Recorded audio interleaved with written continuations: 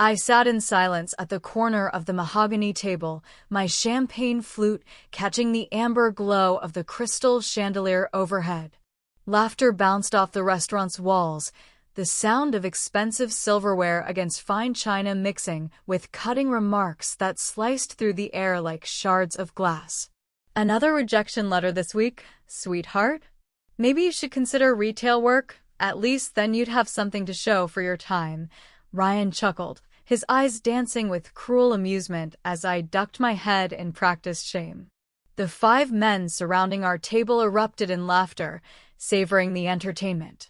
They had no clue that in mere hours, their perfectly constructed world would shatter like the champagne flute I was gripping so tightly. Before we continue with today's story, if you're enjoying what you've heard so far, please hit that subscribe button. Every new subscriber helps me keep sharing these inspiring tales that touch your day. Thank you for your support. Ryan and his inner circle of executives, all polished in their designer suits, carried themselves like kings of their domain. They were senior partners at Meridian Industries, a pharmaceutical giant that dominated global markets. A company that they believed they had shaped, molded, and guided to unprecedented success. What they didn't realize was that the true architect of their empire was sitting right beside them, playing the role of the struggling wife who couldn't land a decent job. My name is Victoria Sterling, and I am the shadow owner of Meridian Industries. I am also Ryan's wife, the same woman he just humiliated for sport in front of his colleagues. For 8 long years, I had maintained this carefully crafted illusion. When I first encountered Ryan, I made a deliberate choice to hide my true identity.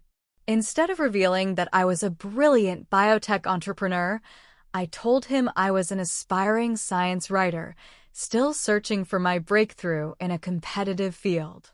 I rented a cramped studio apartment, drove a second-hand sedan, and presented myself with quiet uncertainty. Initially, Ryan appeared to be a caring, supportive partner who encouraged my ambitions during our early relationship. But that support evaporated the moment he concluded that I lacked a career worth respecting, at least by his elevated standards. In Ryan's perception, I was a fortunate wife, lucky to be financially sustained by his success. He thrived on being the provider, the hero, the one who held all the cards in our marriage. Gradually, he stopped concealing his disdain, and tonight, like countless other nights, he used me as the punchline of his entertainment. I quietly lifted the champagne to my lips, concealing a knowing smile. They had no idea. They couldn't fathom that everything they possessed, their prestigious titles, their substantial salaries, the multi-billion-dollar contracts they celebrated, was entirely under my control. They didn't know that I was the one approving their promotions, signing off on their bonuses, or even selecting the executive search firms that had recruited each of them. And they certainly couldn't imagine that by dawn, everything would change forever. I had been orchestrating this moment for months, carefully observing, gathering intelligence, and positioning every piece precisely where it needed to be. I was prepared to pull back the veil. Meridian Industries wasn't just the company I had built in secret. It was the perfect stage for the revelation I was about to unleash. Ryan raised his glass in a toast with his associates. "Here's to the women who keep trying, even when reality keeps knocking them down," he declared, shooting a mocking glance in my direction. I set my champagne flute on the linen tablecloth and smiled gently. "Savor this evening, gentlemen. Tomorrow, everything transforms." I had begun collecting information almost 3 years ago when I first noticed troubling patterns in how Ryan and his circle operated within Meridian Industries. What started as corporate arrogance had evolved into something far more sinister. I witnessed how they leveraged their positions for personal enrichment, manipulated research data, and exploited regulatory loopholes. But suspicion wasn't sufficient. I required concrete evidence. I assembled a team of forensic accountants and corporate investigators, the most skilled professionals money could buy. They traced every questionable transaction, every clandestine meeting, every luxury expense charged to company accounts, every communication revealing their schemes with external partners. The documentation was exhaustive and damning. I even established my own monitoring system, a sophisticated data collection network embedded deep within Meridian's digital infrastructure. What I discovered exceeded my worst fears. Ryan and his associates weren't merely corrupt, they were systematically endangering public health for profit. They had been falsifying clinical trial results, suppressing adverse reaction data, and rushing dangerous medications to market while covering up their lethal side effects. I possessed everything: altered laboratory reports, encrypted messages discussing how to hide patient deaths, financial records showing payments to silence victims' families, and evidence of bribes to regulatory officials. But the most horrifying discovery was their deliberate targeting of vulnerable populations, elderly patients, children with rare diseases, communities in developing nations. They viewed these groups as expendable test subjects for their profitable experiments. I realized that gathering evidence alone wouldn't be enough. I needed to witness their operation from the inside, to understand the full scope of their criminal enterprise.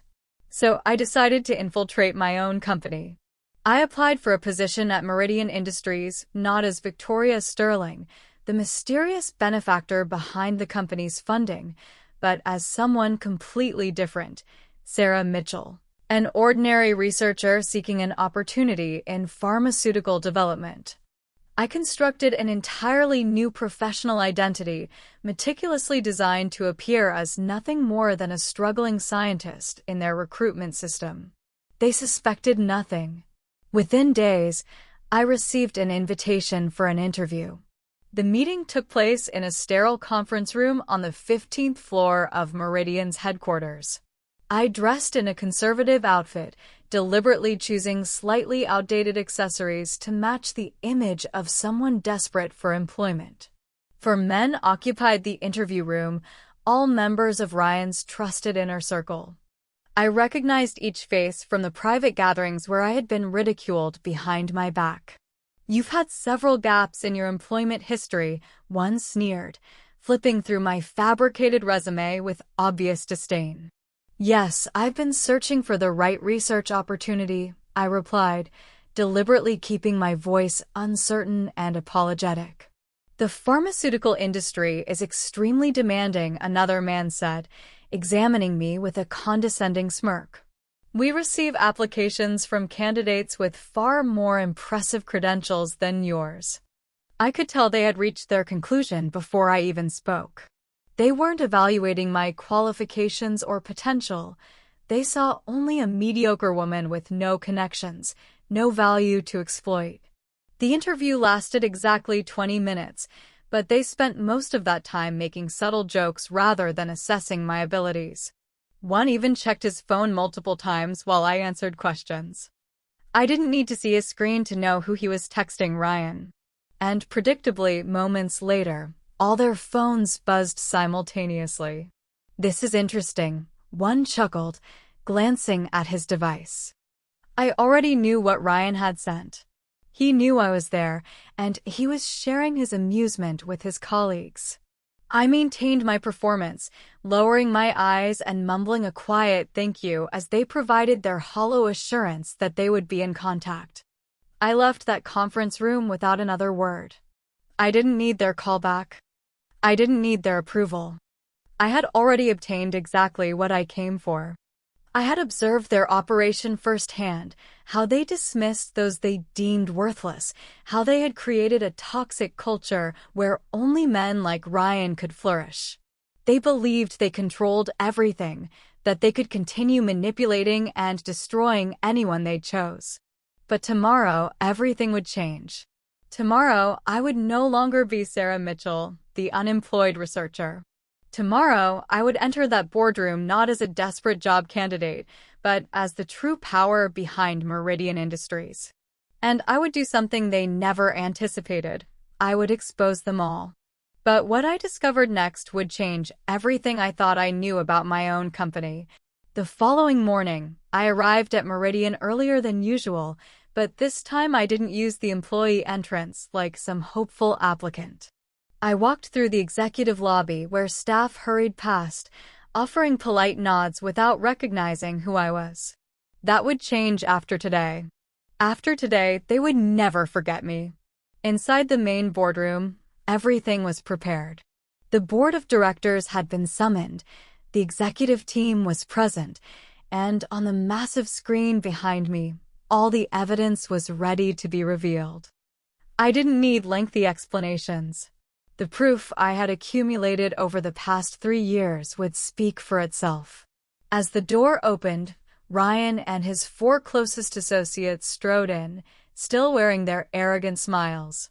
They assumed this meeting was another quarterly review, a routine gathering where they would be praised for their supposed achievements.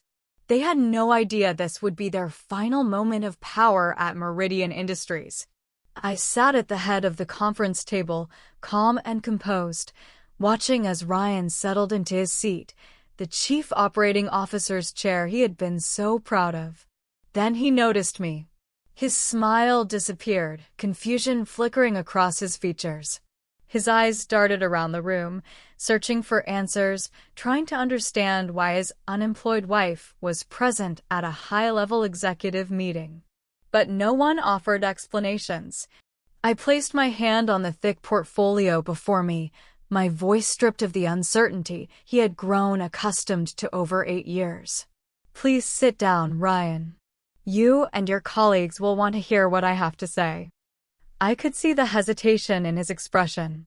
He hadn't fully grasped that he was standing at the edge of an abyss, but he followed my instruction anyway, along with the other 4 men, all shifting uncomfortably in their leather chairs. Before we proceed, I continued, locking eyes with Ryan and emphasizing each word, I'd like to formally introduce myself. I am Victoria Sterling, founder and primary stakeholder of Meridian Industries. A suffocating silence engulfed the room. Expressions of shock transformed into sheer panic. Ryan looked as if he had forgotten how to breathe, while his colleagues turned ashen, perspiration forming on their foreheads. But I wasn't finished. I pressed a button, and behind me, the enormous screen illuminated. Displayed for everyone to see were documents, emails, text messages, video recordings, and audio files, every piece of evidence detailing their crimes. For the past 3 years, I have quietly documented your misconduct, I stated, my tone steady and unwavering. I have records of every falsified trial, every covered-up death, every bribe paid to silence families who lost loved ones to your dangerous medications. I glanced at Ryan, watching as he struggled to process what was happening. And Ryan, I haven't forgotten all those times you humiliated me in front of everyone, believing I was just your unsuccessful wife. His mouth opened, but no sound emerged. You all believed you were untouchable, but only because I allowed you to believe that. I stood, turning my attention to the board members, my presence commanding the room. I have sufficient evidence to file reports with the FDA, the Department of Justice, and international health authorities. But before I do that, there's something else you need to know. I paused, letting the tension build. The medications you've been pushing through fraudulent trials, the ones you've been covering up deaths for, they're not just dangerous, they're designed to be. Confusion rippled through the room. You see, gentlemen, while you were busy playing your games of corporate greed, I was conducting my own experiment. Every drug you approved, every trial you manipulated, every patient who died, it was all part of a larger study. I clicked to the next slide, revealing a complex web of interconnected research data. I've been using Meridian Industries as a massive clinical laboratory, testing not just the effects of these medications, but the effects of corporate corruption on public health outcomes. You've been unwitting subjects in the largest study of pharmaceutical ethics ever conducted. Ryan shot to his feet, his face flushed with a mixture of anger and terror. You can't be serious. You're talking about murder. No, Ryan, I replied, my voice ice cold. I'm talking about justice. Every patient who died because of your greed became part of a dataset that will revolutionize how we understand and prevent pharmaceutical corruption. I clicked again, revealing the true scope of my work. For 8 years, I've been documenting not just your crimes, but their impact on global health. The families you silenced? I've been supporting them secretly, helping them build cases against companies like ours. The regulatory officials you bribed? They've been working with me to expose the entire network of pharmaceutical corruption. The room erupted in chaos. Board members were shouting questions, Ryan's colleagues were frantically checking their phones, and Ryan himself stood frozen, finally understanding the magnitude of what I had orchestrated.